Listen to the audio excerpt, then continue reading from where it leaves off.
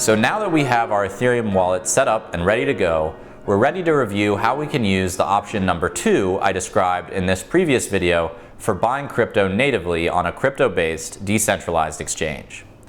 Here, I'm going to walk you through how to use the most popular one of these, Uniswap. Once you have your MetaMask wallet and browser extension set up, using Uniswap is actually fairly straightforward.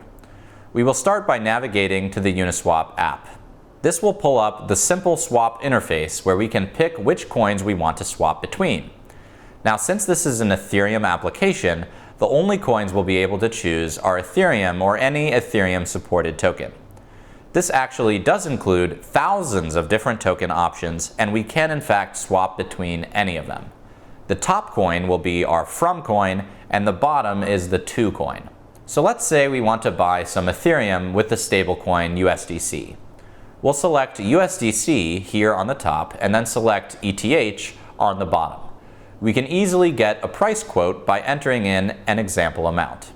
I'll go ahead and enter 1000 USDC, and we can see the app quotes me the approximate amount of ETH I will receive if I execute this trade now. Below this, I can also see the price I'm getting in either USDC or ETH.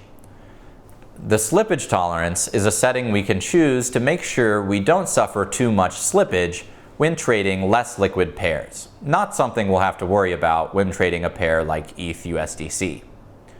Sure enough, we can see the price impact of our trade is totally negligible at less than 0.01%. We also see the guaranteed minimum for the swap and the fee we'll pay to the application's liquidity providers. Now, before we go further, let's go ahead and connect our new MetaMask wallet to the site. We do this by finding the Connect Wallet button on the top right. Once we hit Connect Wallet, we'll enter in our MetaMask password, and then we'll be able to access our MetaMask wallet. Once our wallet is connected, we'll see our Ethereum balance show up at the top, as well as the public key or crypto address for the account we are connected to. We can click on this to copy it or to take a look at the Etherscan blockchain record, which we discussed in the previous video. We can also change accounts from here if we wanted to. Now let's get back to our swap. Keeping the same selections, we'll see our balance of both coins, if we have one, show up here. When we're ready to do the swap, we can click on the swap button. We'll see some final details of the swap, including the price and application fee. And when this looks good, we can click Confirm Swap. And don't worry, because the swap won't actually confirm yet, we have to submit the transaction still. Once we've hit Confirm, we'll now see the familiar MetaMask interface pop up and ask us to confirm the transaction. Once again, we can see the network fee we have to pay, and we have the ability to change this by clicking on the Edit button. You'll notice that the quoted fee is a lot more than what we saw in the previous video when we were looking at submitting a transaction to send coins. That's because with Uniswap, we are conducting a transaction, a crypto-to-crypto swap, that uses a lot more computation on the network. So the higher fee comes from the fact we're using more of Ethereum's resources and we have to pay for it.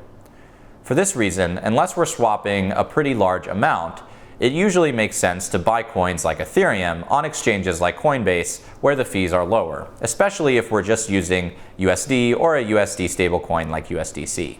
So where Uniswap really comes in handy is when we're trying to swap coins that may not be available on these larger exchanges, or if we have crypto already and don't want to wait to transfer more funds into those centralized exchanges. Now, if we confirm the swap, the transaction will broadcast to the network, and then we just wait a few minutes, depending on the fee we paid, for it to get confirmed. The new tokens will show up directly in our MetaMask wallet. And that's all there is to it. You're now ready to do some crypto-to-crypto swaps on Uniswap.